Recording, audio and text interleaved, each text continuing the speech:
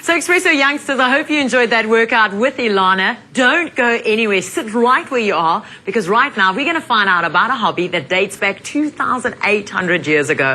I'm talking about kite making, and we're going to show you how to make the perfect kite just in time for the Kite Festival this weekend.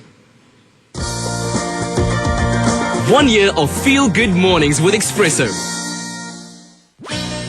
Kids, did you know the first kites can be traced to China 2,800 years ago? And this hobby is just as much fun today. That's why we met up with SA Kite Keith Mould. Take a look at this. With the arrival of summer, we get to do a lot of fun things.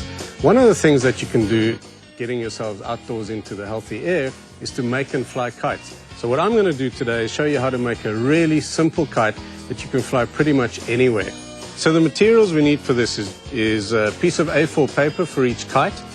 We need some sellotape, we need a ruler and a pencil.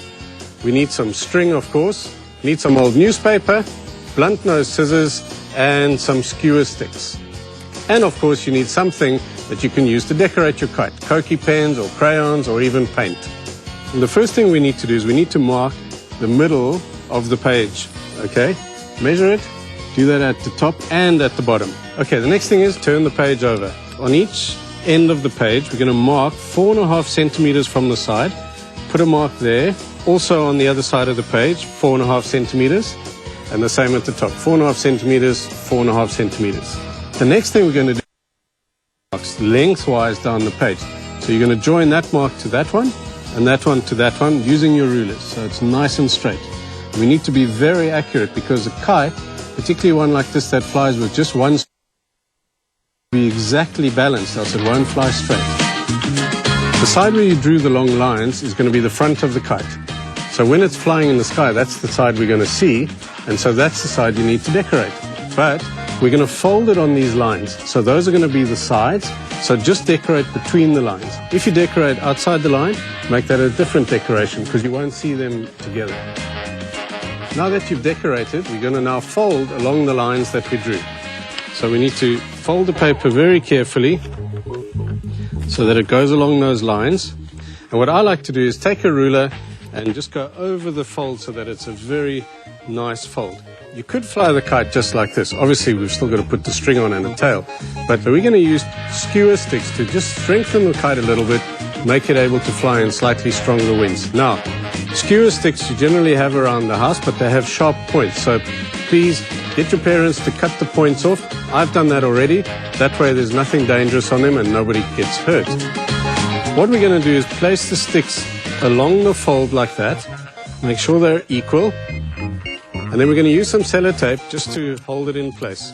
So basically that's the completed part of the kite. We call that a kite skin. And this would be the frame of the kite. Very simple one. Right, so that's basically the main part of the kite done. Now the next thing we're going to do is cut up some newspaper to make tails. Tails keep kites steady in the wind.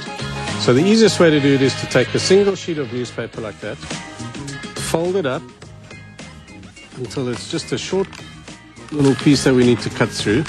Now remember, when you're doing this at home, use blunt nose scissors, and if you don't have, ask your parents to do this step for you. So what I'm going to do is I'm going to just cut across, because you see, because I folded it, it's a shortcut to give me quite a long strip of newspaper. So I'm going to cut a few of these for us, make them the same size, and when we unfold them, we're going to have nice long strips of paper for the tails for our kites. Okay guys, so take 2 of these each, unfold them. And so you can see, with a little bit of work for a nice result. Okay, so what we're going to do firstly is to join the 2 pieces of paper to make one long tail. Just put the ends together, let them overlap a little bit of sellotape. Right, so now you've got your tail. Remember the marks we made at the back? You're going to stick it and make sure it's exactly over the center. Okay, now the very last step is to make a hole for the string to be tied on, because that's what we're going to use to fly the kite with. A hole just in a piece of paper might tear, so we've put a little piece of sellotape there. I'm using one of the skewers that hasn't had the point cut off. So at home, what I want you to do is ask your parents to do this part. You don't want anybody sticking holes in their fingers. Okay, so there, I've tied the string through the hole. Here's my ball of string that I'm going to fly the kite with. And that's our kite. Decorate your kite with bright colors and launch it by simply holding it up with one hand while hanging onto the line with the other. It is nice spending the time making kites and playing with your friends and getting fresh air. The best part about flying the kite was that we got to run around the beach and it tugged on the string. Let's take another quick look. You'll need paper, a ruler, string and an old newspaper, as well as blunt nose scissors, skewer sticks and colourful felt pens. See beautiful kites in the sky at the 17th Annual Cape Town International Kite Festival on the 22nd and 23rd of October in Muizenberg.